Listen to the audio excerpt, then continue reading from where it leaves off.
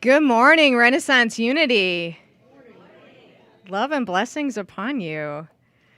So welcome to those of you here in the sanctuary and all of those joining online. This is our 16th anniversary celebration, and it is a party today, you all.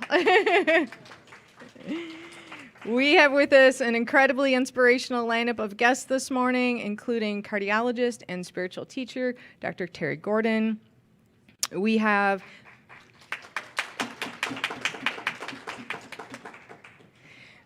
the Red Door Duo with us today. Singer-songwriter Helen Avakian, international fingerstyle guitar champion, along with her partner, acclaimed jazz, bluegrass, and Brazilian fingerstyle guitarist Dave Irwin. Woohoo! And they are fresh off of the Woodchoppers Ball last night. An amazing event of guitar gods and goddesses that raises money for the Northeast Ohio Coalition for the Homeless. And we're glad to welcome back Ray DeForest today on upright bass, subbing in for Ed Lemmers. And we have Roy King on percussion. Woo-hoo. And Donna Nowak on keys. This is an amazing, talented, skilled group of just generous spirits. And I am just so amazed to be here. My name is Beth Gatchell, and I'd love to welcome you to the opening song today. Make a joyful noise with us. It's called My Soul is Welcome Here. If you're comfortable, please stand.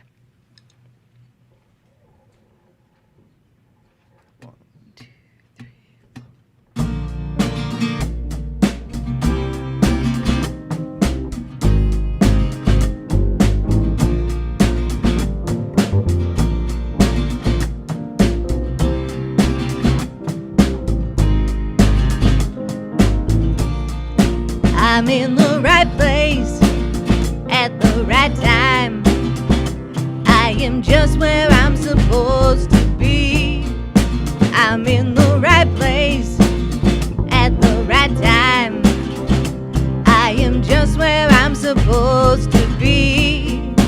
I'm in the right place at the right time. I am just where I'm supposed to be. I'm in the right place at the right time. I am just where I'm supposed to be. Oh, my soul is welcome here. Oh, my soul is welcome here.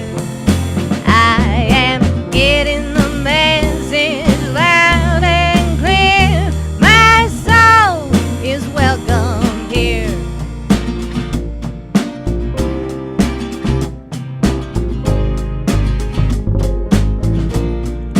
I'm in the right place at the right time. I am just where I'm supposed to be. I'm in the right place at the right time. I am just where I'm supposed to be. Oh, my soul is welcome here. Oh, my soul is welcome here.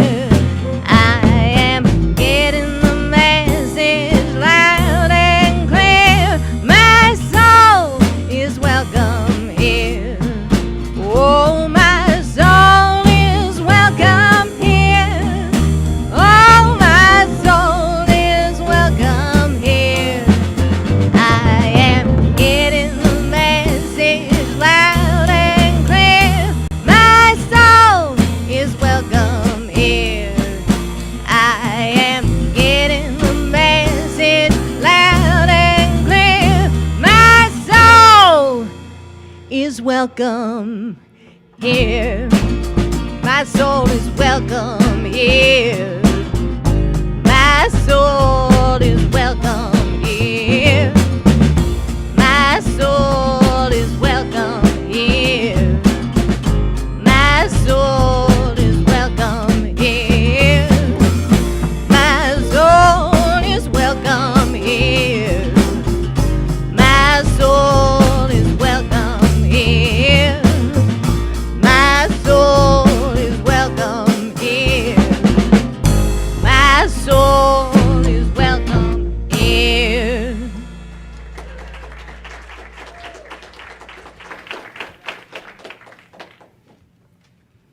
Does your soul feel welcome here this morning? Yes, yes. Yeah, it is so good to look out and see so many here this morning for Renaissance Unity's 16th anniversary. Let's just give us all a applaud for such a powerful journey from so many who are so dedicated to this. You know, one of the things that I noticed right away when I became part of the Renaissance Unity journey is that there are a lot of people here really dedicated to this church. There really are. There really are. So Beth initially introduced Dr. Terry Gordon, but let me tell you a little bit more about him. Dr. Terry Gordon is a nationally recognized heart specialist whose illustrious career in mainstream medicine spanned over a quarter of a century.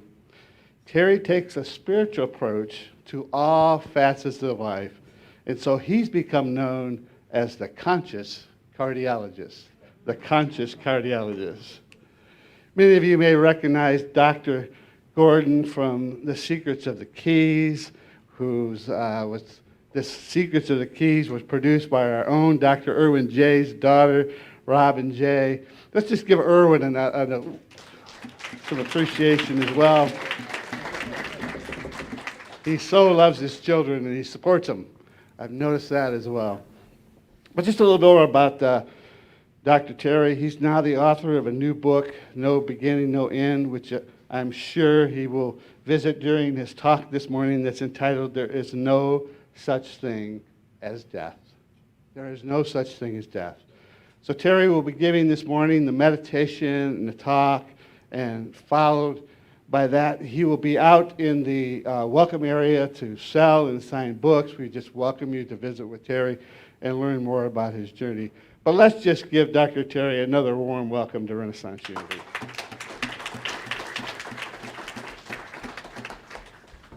So we welcome you here this morning. We want you to know that here at Renaissance Unity, this is a positive, practical, and progressive approach to spirituality. Our teachings are based on the teaching of Jesus and the power of prayer.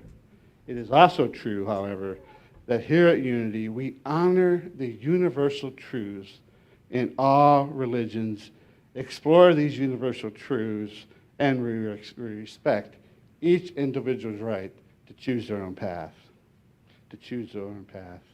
So let's just affirm together our first principle that we know is true in unity. So together, there is only one presence and one power in our lives and in the universe, God the good, omnipotence. And let's just sing that together.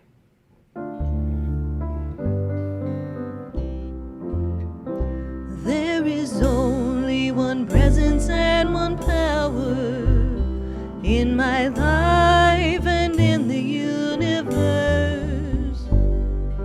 God the good, God the good, God the good, omnipotence.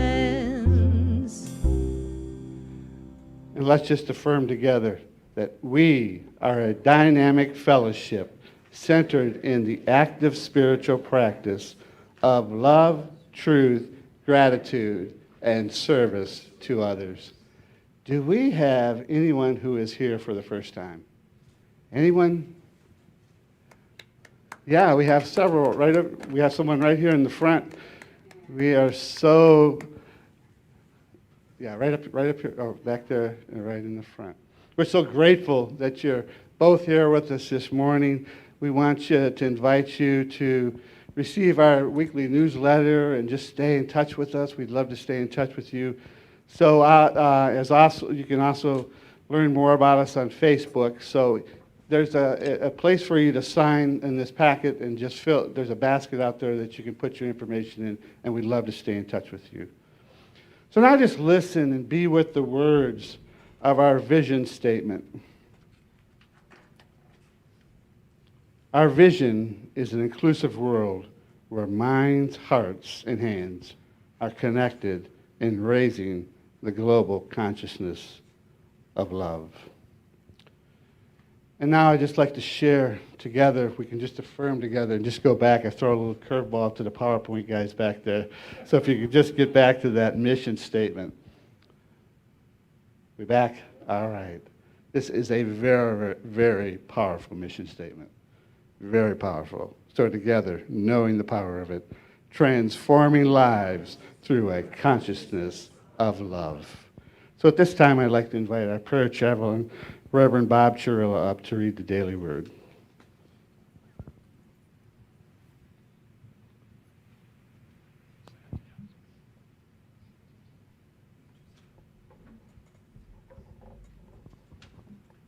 Let us move our attention to the prayer box on the table by the Christ candle. We affirm that every request will find its answer in perfect order. These prayers are sent to the Unity Prayer Ministry each month where they then prayed over for 30 days. We are grateful and we know that all is well. Today's daily word: faith heals, prospers, blesses, and sustains me. Sometimes I wish I had a way of looking into the future and knowing what to expect. But even though I cannot know how the future might unfold, I can still be prepared for it through the power of my faith. Having faith means I have unwavering fidelity to spiritual truth. My faith is my anchor, keeping me steady during shifting worldly circumstances, and focused not on the things of the world, but on the power of spirit. My faith keeps me steadfast in the midst of uncertainty, inventive when met with stagnation, and adaptable when faced with changing circumstances. I turn my attention to God and feel my soul illumined by my belief that everything is working for good. I align with this truth and go forth blessed by my faith. From 2 Corinthians 5, verse 7, for we walk by faith, not by sight.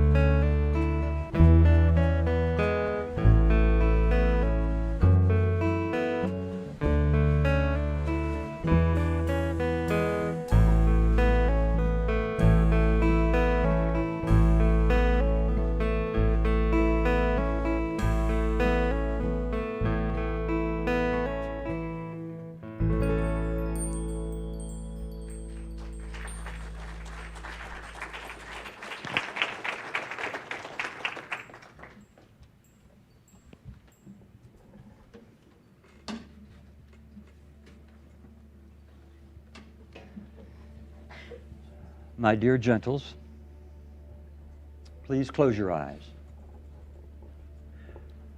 Enjoy a deep, cleansing breath. Breathe in and breathe out. Feel the fresh air entering your lungs, traveling to every cell in your body. Be aware of the thump-thump, thump-thump, thump-thump of your heart as it propels enriched, life-sustaining blood throughout your material body. Take another deep breath and slowly exhale once again. Visualize yourself as a snowflake silently falling from the wintry sky. You are as unique a snowflake as has ever fallen to Mother Earth. Imagine what you look like, how beautiful your individual shape appears. As you gently land on the high mountain peak, you become an integral part of that majestic mountaintop. Feel how solid it is as you join in its groundedness. You become the mountain, realizing that you are impervious to all forms of turmoil, unaffected whatsoever. Storm clouds may come and go, but your core, your essence, remains perpetually calm and centered. Press your feet onto the floor beneath you. Feel the stability this groundedness offers. As you melt into the mountain, you become part of a trickling stream as it begins to flow, slowly at first, and gradually building up momentum. Listen to its voice as you become mesmerized by the sounds of the bubbling water as it is pulled by Mother Nature's gravity. As it passes over and under and around the many rocks in its bed, the mountain stream sings to you. Such is the effect of obstacles along a path. While to some they are irritants that get in the way, in truth, these obstacles enrich the experience. They sing to us the joys of life. Listen to what the mountain stream is telling you. Its soothing sound is beckoning you. Come to me, it says. Let go. Follow my lead. Do not resist. My current can carry you to places you have never before dreamed of going. As you let go, floating down the stream, bathed by the radiant warmth from the sun, you can hear the birds twirling. The trickling sound of the stream are soothing. You gently enter a spectacularly dazzling still pond.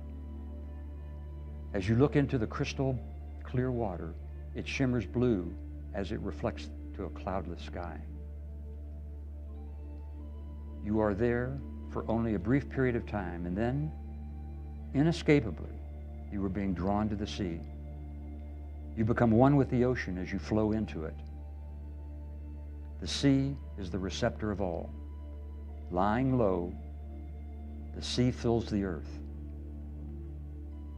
You become cognizant of your deepest part, which remain calm even as the waves and turbulence disturb the surface.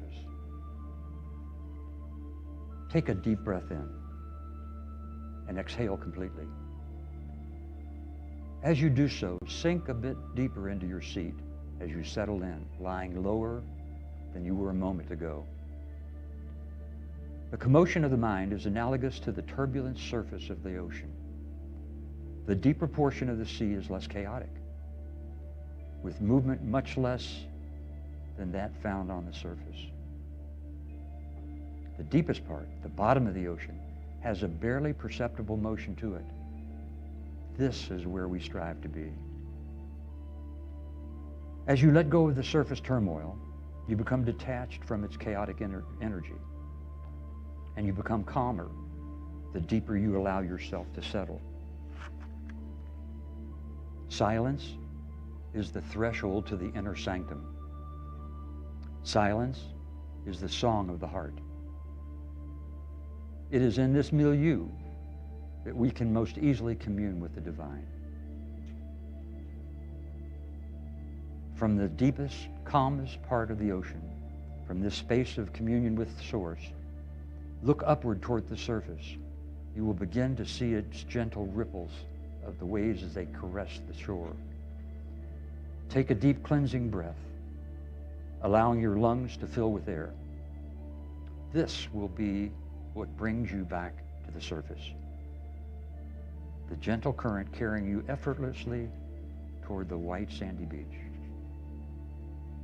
As you step out of the ocean, stand there for a moment, marvel at the beauty of the unique journey that lies before you. You are now ready to continue on your life's path. With each step you take, you find yourself coming back into conscious awareness of this sanctuary and of those who are sharing this space with you today. Begin to notice your surroundings. Feel the floor beneath your feet. Slowly begin moving your head and your feet and your hands. Open your eyes when you are ready. And now that you have returned to complete consciousness, the message from nature has been integrated into your being. And you will take that message with you back into your daily life.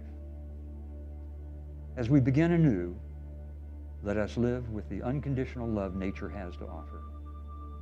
Allow us to live each day with joy and compassion for all living things. And may we come to understand that even in the midst of the fiercest storm, peace abounds. And so it is. Peace. Shalom. Shanti. Salam.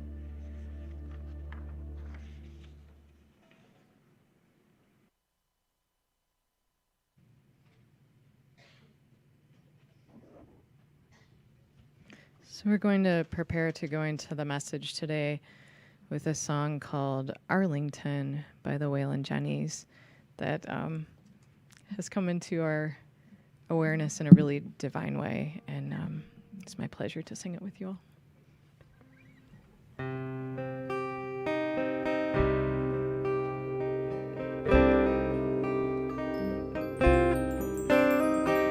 Where do you go, little bird,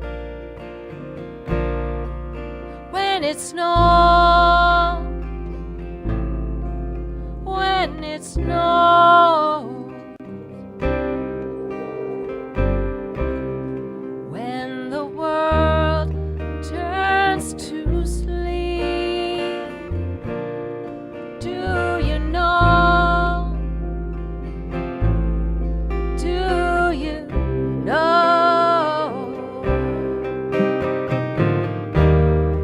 Is it something in the wind? Breeze a chill in your heart, and life in your wings. Does it whisper, start again?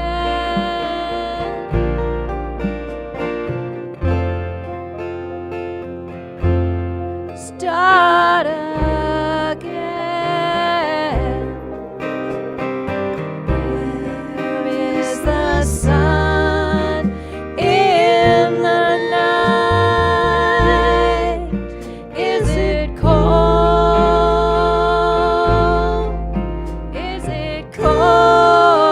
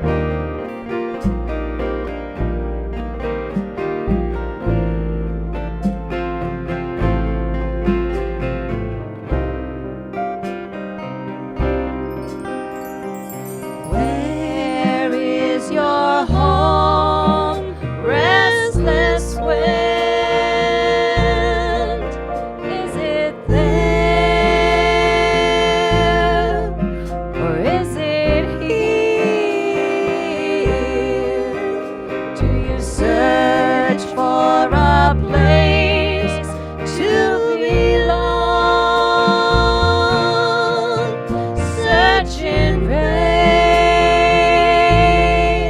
searching fear.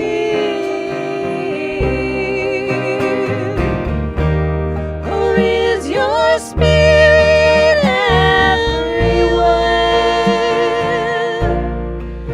Is your voice every tree? Your soul of the air?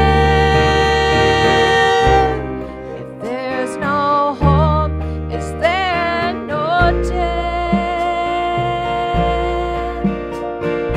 Ooh, is there no death?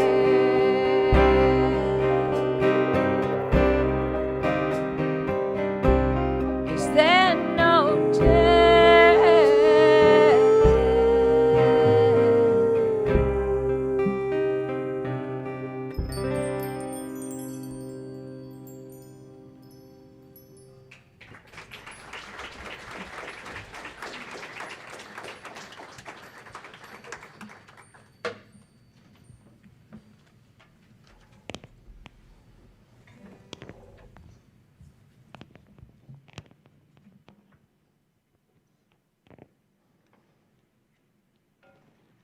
Good morning. So nice to be here. Smiling faces, the sun's out, and enjoying this glorious day. Throughout a medical career that spanned over a quarter century, I was blessed as a cardiologist to practice in an exciting era of many innovations. My training as an invasive cardiologist at the Cleveland Clinic occurred during a time of discovery that quite literally changed the landscape of how we treated heart disease. But despite being a part of these exciting times, I have many regrets, over 1,000 of them. I've witnessed many people experiencing a cardiac arrest. Usually I was one of the doctors trying desperately to keep them from dying. When a code blue would be called, the hospital would erupt into a frenzy of activity. Many caregivers would rush to the patient's bedside. The essentially dead patient would be jabbed and probed with needles. Medication would be given intravenously and on occasion directly into the heart. A tube would be inserted into the airway to help the patient breathe, while his chest would be forcibly compressed and jolted with multiple electric shocks. A nurse would chart the vital signs carefully, documenting what could well be this patient's last moments of life. Some would survive, others would not. For the latter, when all efforts had been exhausted, the patient would be pronounced dead, and the process would come to an end, with everyone returning to the tasks they were involved with prior to the code blue being called. All too often, encumbered by mammoth workloads and time constraints, and perhaps as a defense mechanism, physicians don't have the time, nor do we perhaps even wish to contemplate what it is that's really happening at the precise moment we call death. The sorrow I feel, and my greatest regret, lie in the fact that for most of my career, I was oblivious to the spiritual aspect of the so-called dying patient's transition to the next phase of life. As absurd as it may sound to you, in the era from which I hailed, we were taught how to handle diseases. We were never taught how to handle death. There were no course books or textbooks, no courses offered to help us deal with losing some of our patients. As I recall, there was this unspoken approach taken by physicians not to get entangled in the quagmire of the complex religious and ethical issues involving death and dying. It was almost as if it was taboo for physicians to muddy the water by interjecting their personal beliefs into the mix. The response by physicians to this conundrum was to just persevere, adding more and more calluses to our ever-thickening emotional armor. When my mother learned of my desire to become a doctor, she tried to discourage me in that pursuit. Now, imagine that, a Jewish mother not wanting her son to become a doctor. That's heresy, heresy. Her feelings, though, was that because I was so sensitive to the feelings and pain of others, that I'd never be able to handle the inevitability of losing some of my patients. So out of the gate, I went into self-preservation mode, objectivizing what was happening, diverting my emotional attention away from the incident. For years, that would be my modus operandi.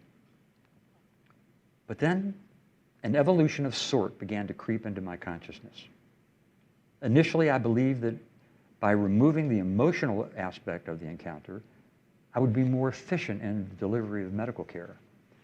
But it was only when I began to spiritualize the process that it became an enlightening one. And once I allowed myself the luxury of stepping back and observing what was really happening at the moment of death, well, all of those many regrets began to subside. My practice of medicine changed, and so did I. People ask me all the time, what is the most profound lesson I have learned? An enlightening realization occurred close to the end of my career as a cardiologist. Have you ever found yourself repeatedly in close proximity with something that you never before had noticed or acknowledged? Well, throughout my tenure as a cardiologist, I had read thousands upon thousands of EKGs or electrocardiograms. But during the countless hours I spent doing so, I never once contemplated what I'm getting ready to share with you right now. It was late one night after a very busy day at the hospital. My mind was numb as I began the task of tackling a large pile of over 400 EKGs that had accrued over the course of the day. As I began the process of interpreting one after another, I soon settled into this zone, a meditative state that allowed the reading of those electrocardiograms to flow with ease. When an EKG is performed, electrodes are placed on the chest, on the arms, and on the left leg. These leads become receivers of electromagnetic energy generated by the heart. Because no two hearts are the same, each individual key, an EKG, describes its own unique signature. As I continued reading the EKGs, I began contemplating what it takes to create an electrocardiogram. Years before in medical school, I had been taught the physiology of what drives each heartbeat. The body's mineral consistency is 80% water. The content provide an excellent milieu for the conduction of heart impulses. Electrical excitation then causes the heart to squeeze, propelling enriched, life-sustaining blood throughout the body. I thought about how, on a beat-by-beat basis, this life force enlightens each and every cell in the body to the nature of its heart, constantly circulating and recirculating this vital information day in and day out for as long as that particular physical form survives. My meditative state deepened as I became the electrical impulse, spreading throughout the body, exciting everything in its path. I pondered the place of its creation and how it knew what it needed in order to fulfill its destiny. And just as intriguing, I contemplated where the electrical impulse was headed. For the first time in my career, despite having read tens of thousands of EKGs, I wondered, what happens to that electromotive force once the impulse is transmitted to the electrodes on the chest and the arms and the leg and the EKG is written? Does that energy impulse suddenly hit a roadblock and stop? Is there a shield that obstructs its further transmission? The answer is no. The impulse continues. It continues on its outward bound path, rippling out into the universe. Similar to every other electromagnetic impulse, our heart's voice travels at the speed of light, 186,000 miles per second. After only 1 minute, each heartbeat signal has the potential to travel more than 11 million miles. Every impulse emanating from each beating heart, whether human or belonging to a blue whale or a fairy fly, each beat becomes as part of the cosmos as the most powerful photons emitted from the largest stars. Some of those stars died millions of years ago, yet their essence continues as the twinkling light we observe as their energy traverses through the vast universe, heading in our direction. Granted, the impulse of the heart is not nearly as strong as that of the star, but the heart's voice, soft as it may be, travels in the very same vacuum of space forever. The heart's imprint is like that of the stars. It never ceases to be. It was with this revelation that I first embraced an epiphany that would forever change my view of life. A new understanding settled in my soul when I accepted the acknowledgement that there is no such thing as death.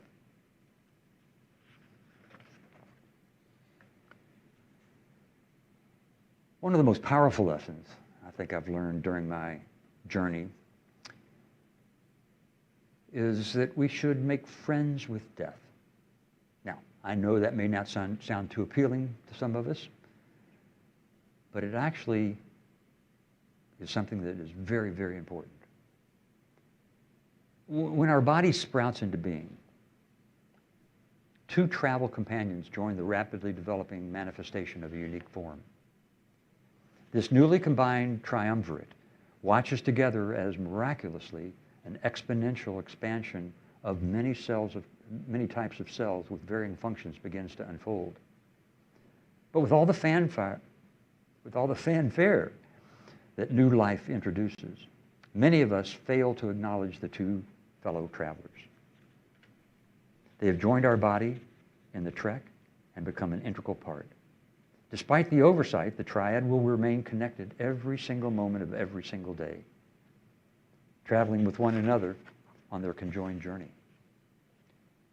One of the compadres joining the physical incarnation is the soul. The other is death. Now, many of us assume that death waits until it presents itself until the time of our ultimate departure from life draws near. To the contrary, death is there from the outset. It accompanies our passage from the healthy and vital days of our youth through the inescapable deterioration brought on by aging and disease. All too often, we foolishly suppress the inevitability of death.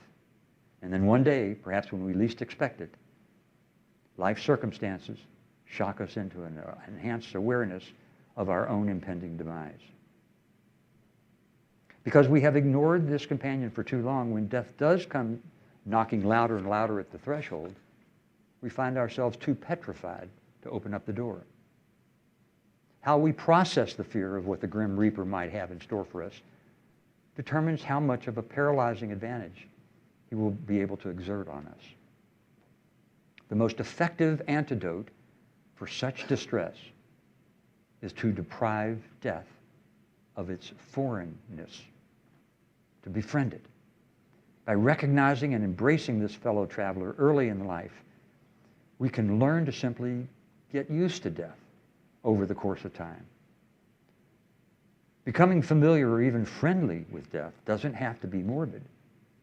If encountered early enough, such familiarity can be immensely helpful in guiding us to accept the inevitability of our own demise without fear or trepidation. Getting to know death doesn't have to be delayed until you're lying on your deathbed. To the contrary, it's much more fruitful to become friends with one another while you're still in a state of well-being. Dying shouldn't be bogged down in sadness. In fact, there are many physicians who have discovered the secret to healing the body and the spirit. They have found a special tonic, a potion called laughter. Laughter releases into the brain naturally occurring morphine-like substances called endorphins. Such secretion causes the body to relax and strengthens the immune system. If the act of dying is viewed not as a threat, but as an opportunity for growth, we can come to appreciate it as a transitioning event of beauty and continuation. We can then be free to experience it without sorrow, savoring it with delight and even humor. Dr. Hunter Adams, better known as Patch Adams, is a physician who taught us that humor can be therapeutic, even in the setting of death and dying. If you haven't seen the movie Patch Adams, which is based on his life, you must, because it is not only marvelously entertaining, but it's an eye-opener as well. In the movie, Patch is trying to connect with a patient who has end-stage pancreatic cancer. Very, very distressful. In his agony, he's tuned out all of his caregivers at the hospital, including his physicians.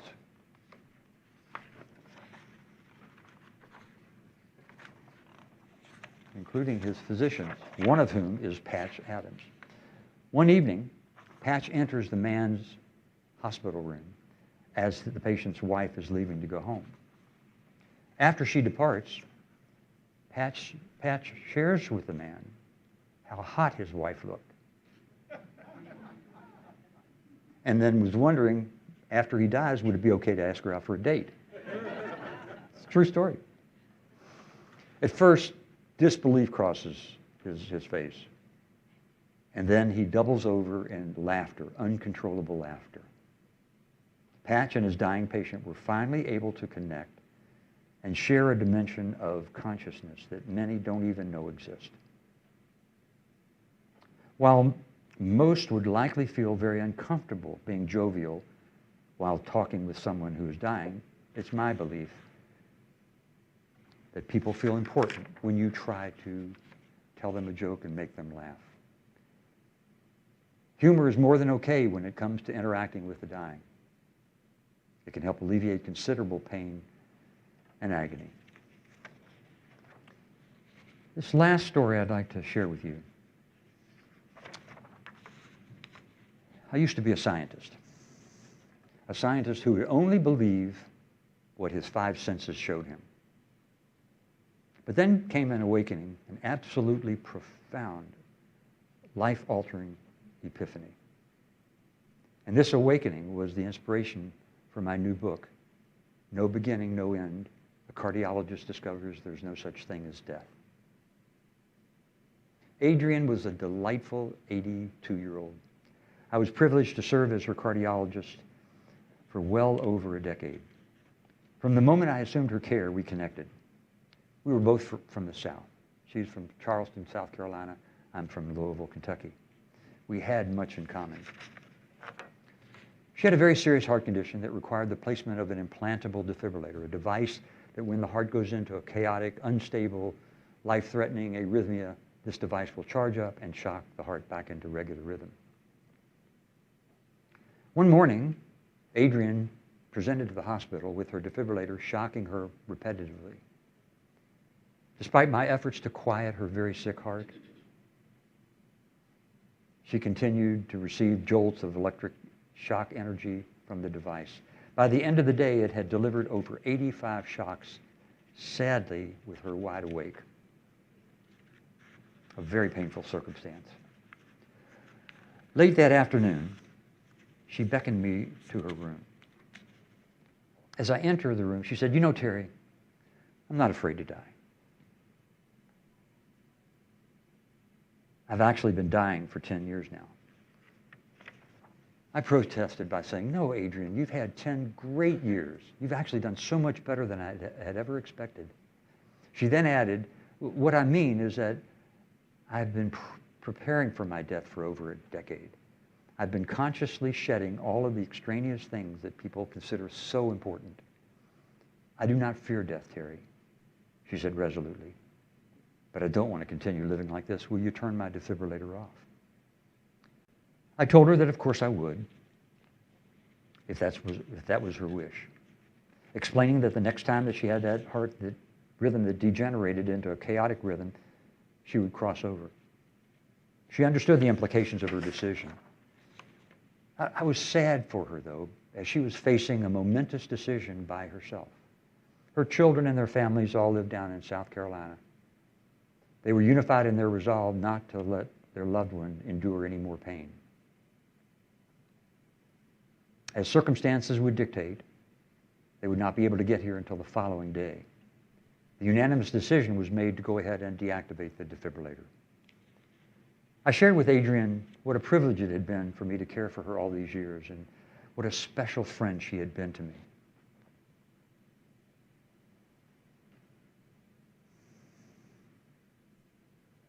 As I turned to leave the room, she hesitantly added, "You know, Terry, I have one more request, if you don't mind."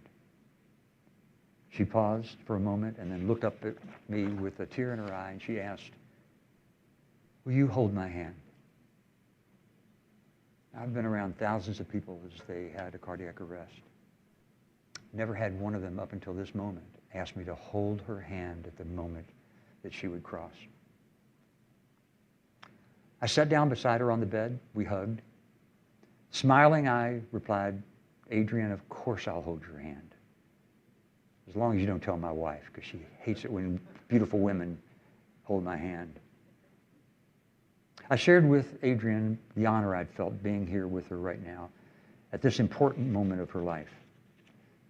Once I turned the defibrillator off, I asked the nurse to leave us alone in the room. Adrienne and I sat together, hand in hand. We reminisced about Southern living, and as we spoke, I caressed her hand. She responded to mine in kind. This time we shared together was precious. I looked up at her heart monitor at the precise moment her heart stopped beating. Her eyes fluttered for just a moment. Her heart stopped, and then she gently rolled her eyes back as she peacefully transitioned. While I sat there in silence, I continued holding her hand, looking at it. I realized it was the same hand I had just been holding just a split second before. Yet now, it was no longer responsive to mine. Still warm, her hand held within its veins the same blood cells, the same electrolytes, the same ligaments remained. Its bony structure hadn't changed. It was the same hand, except for one thing. The spirit left the vessel. The strangest thought crossed my mind. I recalled the movie E.T. There's a scene where E.T. is in the little boy's bedroom closet, and he's trying to show off to the little boy. When E.T.'s bony finger reached over and touched the flower, ding, the flower immediately withered. And then as the little boy touched it again, ding, the flower came back to life.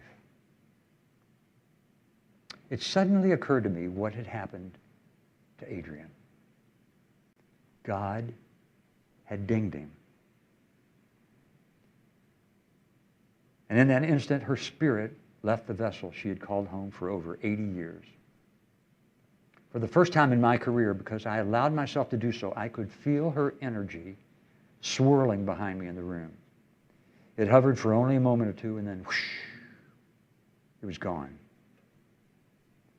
We think we know so much about science. Truth is, we really don't. But there is one fact that we know for certain is true, and that is that energy doesn't die. It transforms, it changes. And when its stint in a particular form is done, it offers itself back to the universe, where the energy will be forever. From the moment Adrienne's spirit departed her body, her energy, her essence, her soul set sail on its journey to infinity. Accepting that premise, I believe it's equally true that her soul existed for infinity before she was dinged into that worldly vessel. Now, considering ad infinitum on either side of what we call life, the time we spend here is infinitesimal in comparison. This is not meant to minimize the experience, as the time we are here is neither inconsequential nor insignificant.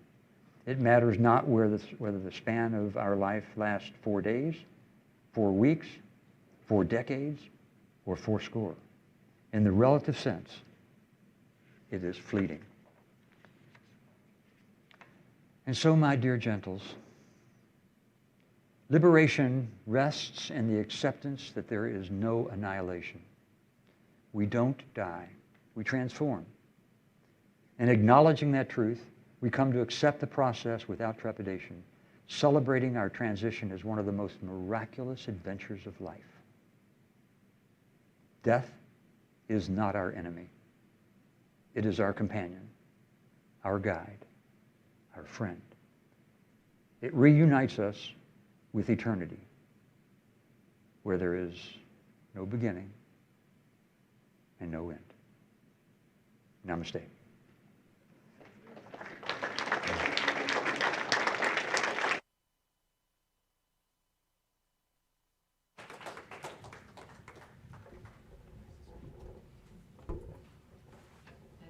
Dave prepare for their next song, I realized that in the introductions, I omitted a thanks to all our sound tech folks in the back, to Freddie, to Tone, and to Jerry. Thank you so much. They do so much behind the scenes. It's appreciated tremendously.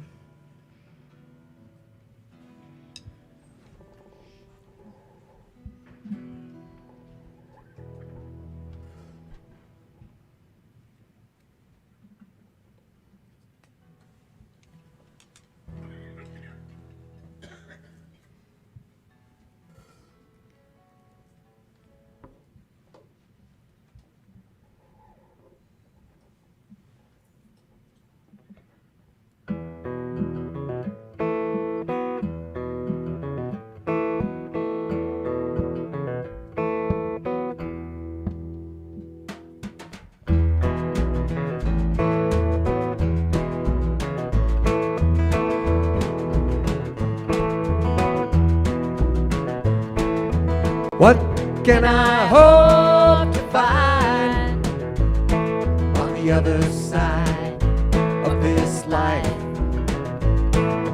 What can I hope to see on the other side of this life? Can it be any more beautiful than the Pacific Ocean? Can it be any more magnificent than a redwood tree?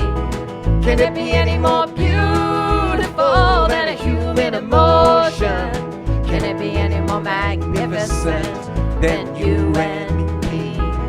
Can it be any more beautiful? Can it be any more magnificent? Can it be any more beautiful? Can it be any more magnificent?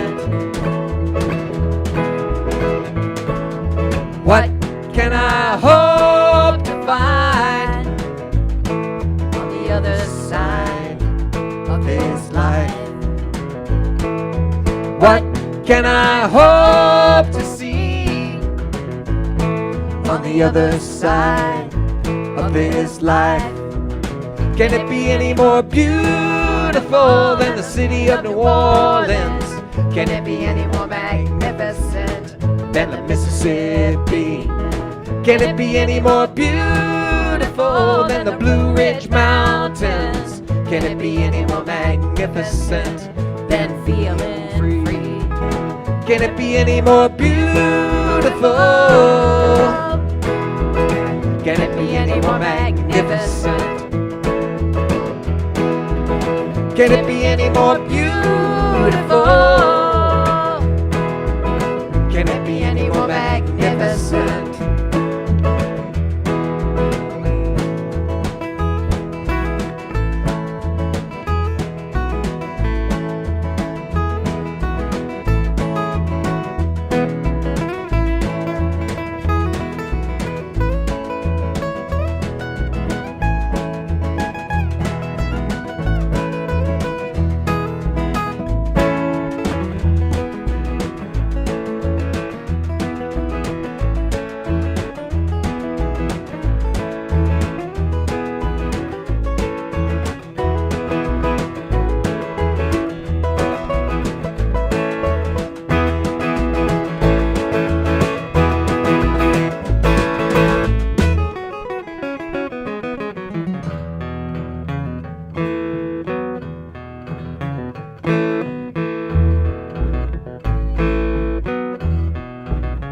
Well, I'll tell you a story. Yeah, I'll break it right down. Makes you warm and cold. around. But it's only a story, I know that's true. 'Cause heaven is right here, my friends, staring back at you. Can it be any more beautiful? Can it be any more magnificent? Can it be any more beautiful? Can it be any more magnificent? Can it be any more beautiful? Can it be any more magnificent? Can it be any more beautiful?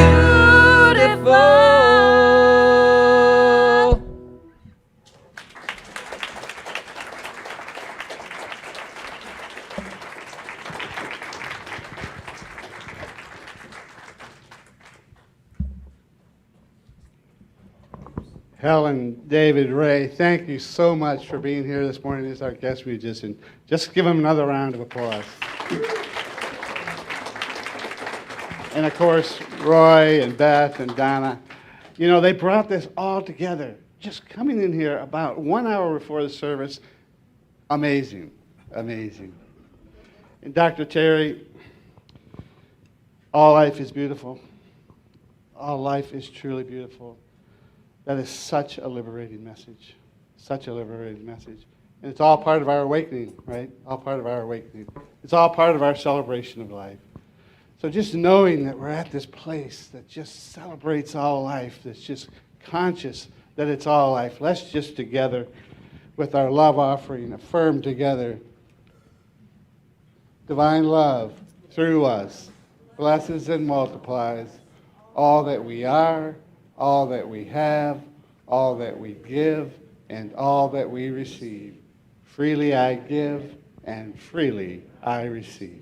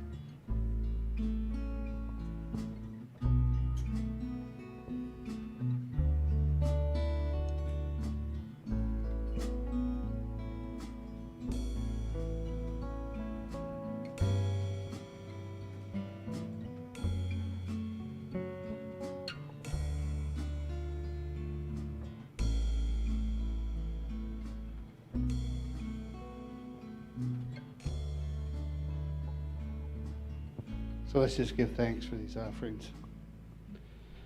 Loving Spirit, we are so grateful. We're so grateful that you're within us, all around us. Thankful for each one of these gifts, each one here this morning. We go forward, awakening to that consciousness of love, to be a very center that is a consciousness of love. In the name and through the power of the living Spirit within, we pray. Amen. Amen. So we have a special song in honor of the anniversary, and Kathy Sullivan, I don't know if she's here today, but she modified some lyrics and allowed me to continue to modify some lyrics to the familiar tune, and I hope you'll sing along with us. Breathing away, meditating on a pillow, waiting for quiet to fall. Maybe a night, depending how my dream goes, I'll open my eyes and be at the Unity Bar. 16 years went by in a hurry, and the ministry of ministers is gone. Ooh, ready or not, watch our world as we transform. gonna rule, manifest and blossom.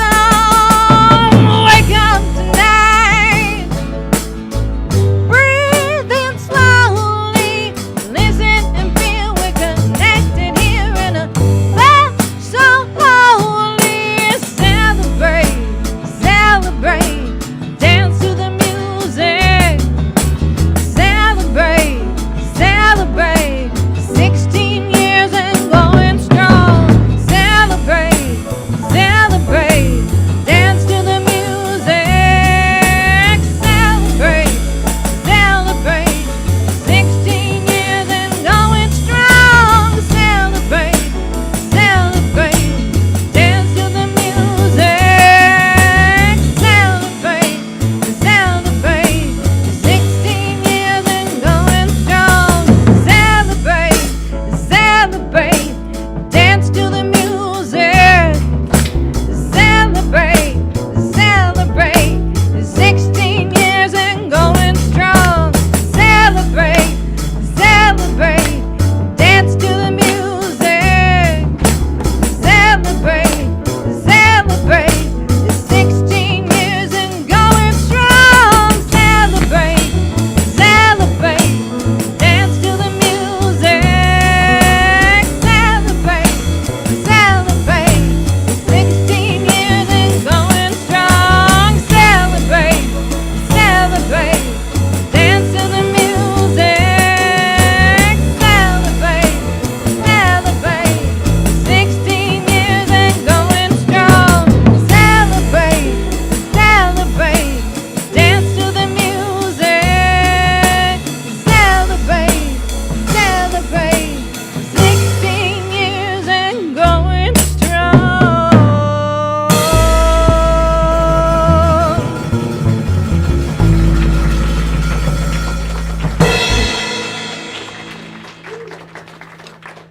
Thank you, RU Band. Aren't you proud to be a part of a 16-year movement here at Renaissance Unity? Yes, for sure. We're up to good. We're up to good. So we have a few announcements this morning, in fact, 9 of them, but we're going to move fast, all right? But first thing I want to tell you, if you need prayer support this morning, Reverend Bob Chirilla is here to be with you to just affirm the truth of your being, affirm the truth of anyone you're calling forth to pray for. Just affirm the truth of their being. But on Wednesday, November 15th, the concluding lesson in our 4-week Wednesday night evening services, Pam Ellison will lead that service. Have we been having a nice time on Wednesday nights? Yes. They've been very intimate, and just truly, we have been blessed by Cheryl and by Jerry and by Connie. And this week, Pam Ellison is going to bless us with a message entitled Cultivating an Attitude of Gratitude. So again, 6:30, pizza and salad, and then from 7 to 7:45 is the service. Next Sunday, our guest speaker will be Reverend Sandra Bishop. And at this time, I'd like to invite up Deborah Motan. She has an announcement as well. And then Elaine, if you want to just come up and just follow her right after that.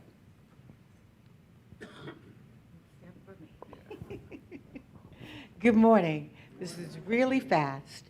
For most of my life, I've prayed one prayer. It's been, Lord, use me. And many times when he called to use me, I pretended not to hear. So don't be that way. This Wednesday will be our first outing to the, well, it's not our first, because Jeff and Grazia were our first. It'll be our second outing to the food bank. And we're full for the for next Wednesday, the 15th, but we're open for December 13th. So anyone interested, let me know.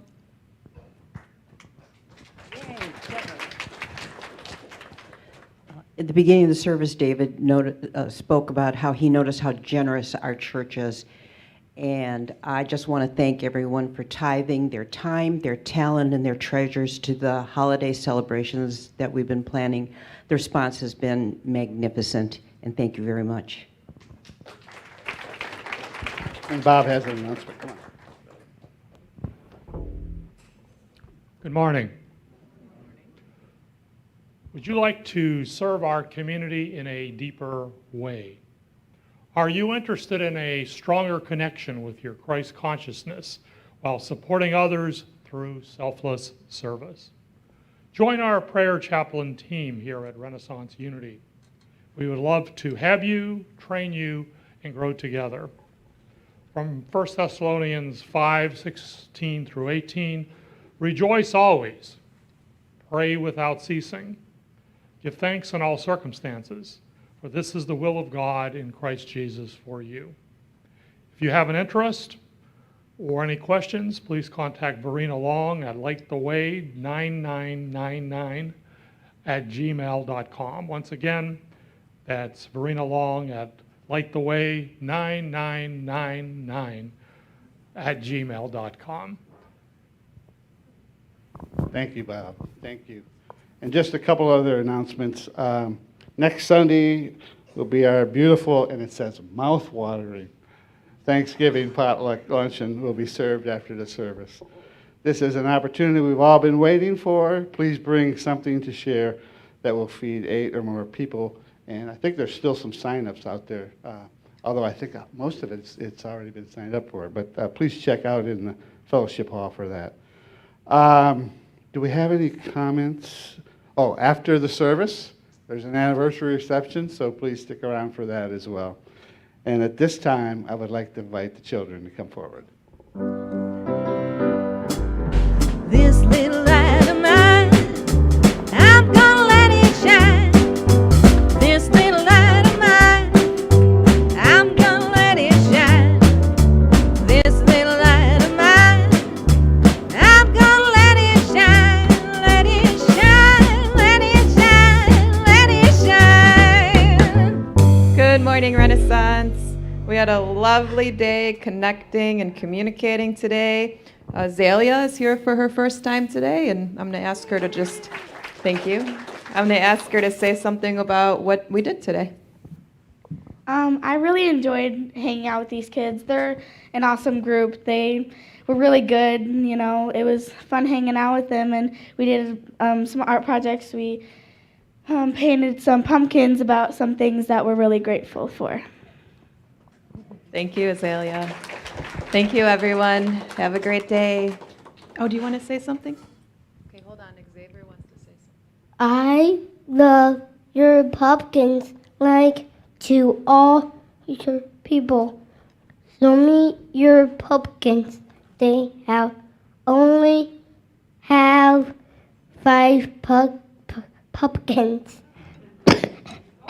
They love some pumpkins. Have you next day.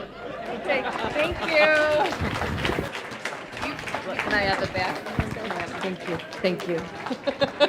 Okay, well, he can talk all day, but he says beautiful things, so thank you so much.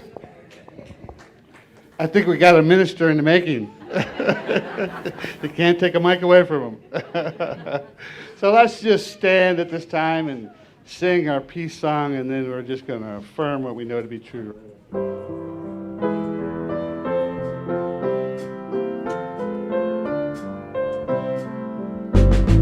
Let there be peace on earth, and let it begin with me. Let there be peace on earth, the peace that was meant to be. With God as creator, family are we. Let us walk with each other in perfect harmony. Let peace begin with me. Let this be the moment now, with every step I take. Let this be my joy as well. To take each moment and live each moment in peace eternity. Let there be peace on earth, and let it begin with me. So let's affirm what we know is true. The light of God surrounds us. The love of gold enfolds us. Love of God enfolds us. The presence of God watches over us. Wherever we are, God is, and all is well. And don't remember to see Dr. Terry after the service. He'll be signing and selling books, and also join us for our anniversary celebration. Namaste.